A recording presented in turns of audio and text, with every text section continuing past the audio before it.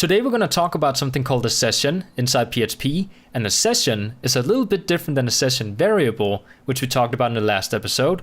Now, let's pretend for a second that I want to create a session variable, and I want to access this session variable and use it inside my page here. Now, in order to do that, we're going to have a session running inside our page, because otherwise we can't actually gain access to our session variable on every single page inside our website. And an example you guys might want to use this. Let's pretend for a second that we have a website with a login system, and I type in my username and my password, and then I hit login. Now, if I did actually, choose the right username and password, and I want to log in, now in order to actually, make the website remember that we're logged in, we're going to have to save our username or something that our website will remember inside our session. Otherwise, the website can't actually remember that we're logged in. So to give you guys an example, let's actually go ahead and create a session variable inside my document here called index.php. And I do want you guys to bear in mind that I do actually have a navigation in here, and I have another page called contact.php. So if I do actually go in and refresh my browser, you guys can see we just have a navigation in here. I have home and I have contact, and I can click between them if I want to. Now, going back to my front page, I'm going to go down to my body tag, and I'm going to create a session variable. So I'm going to say variable underscore session, brackets, and I'm going to set it equal to some kind of string.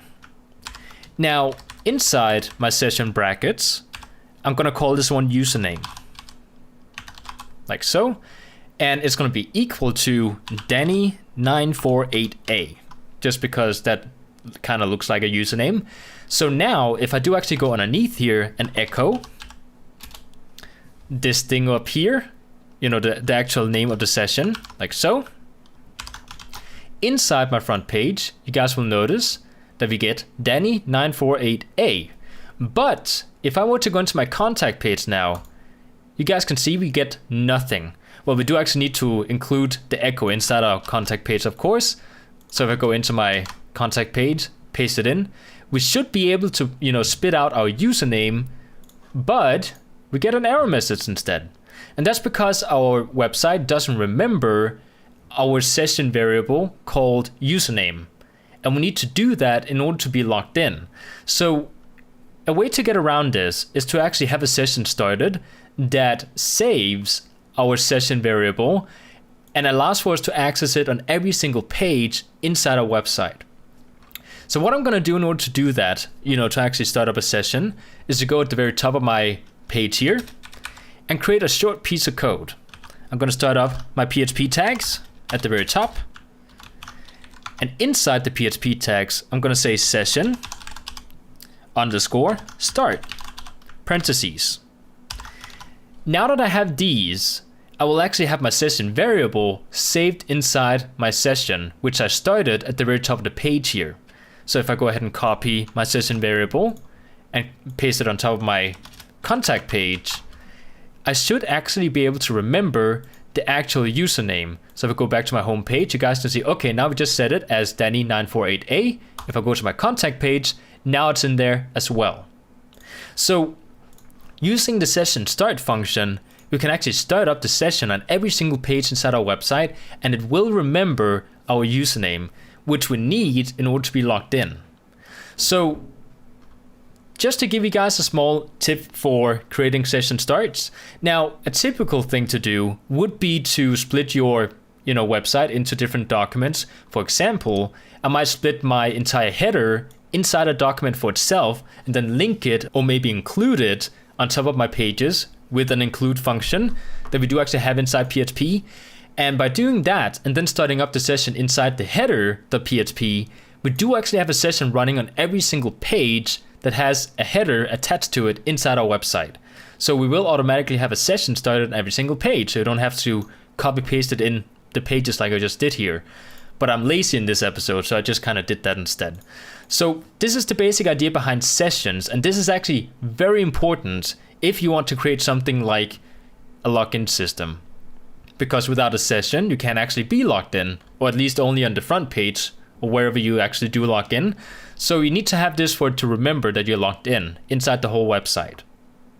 Now, just to show you guys, and this is more of a bonus thing, but an example of, being logged in could actually be to create, for example, let's say we have the front page here, and I make a check that says you are logged in.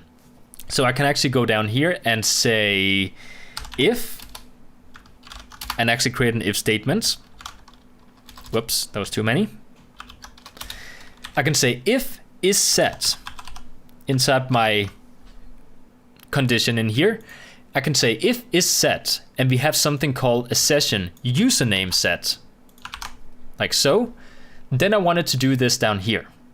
Now, also a little tip for you guys, always check for errors first. So I'm gonna say if the username has not been set, then do this.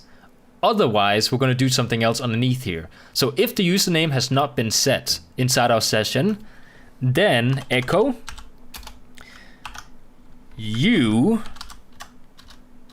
I'm totally screwing up here. You are not logged in. Now, underneath the if statement, I'm gonna say else. And I'm gonna say echo you are logged in. So this would actually be an example of if you're actually logged in, you display one type of content inside your website. If you're not logged in, you're going to display another type of content. So I'm going to go ahead and save this, go to my website, refresh, and let's actually make sure we have everything like it should be. Was I not in the right page? There we go. I'm inside my front page now, and it does actually say you are logged in, because we do actually have this one set inside our session.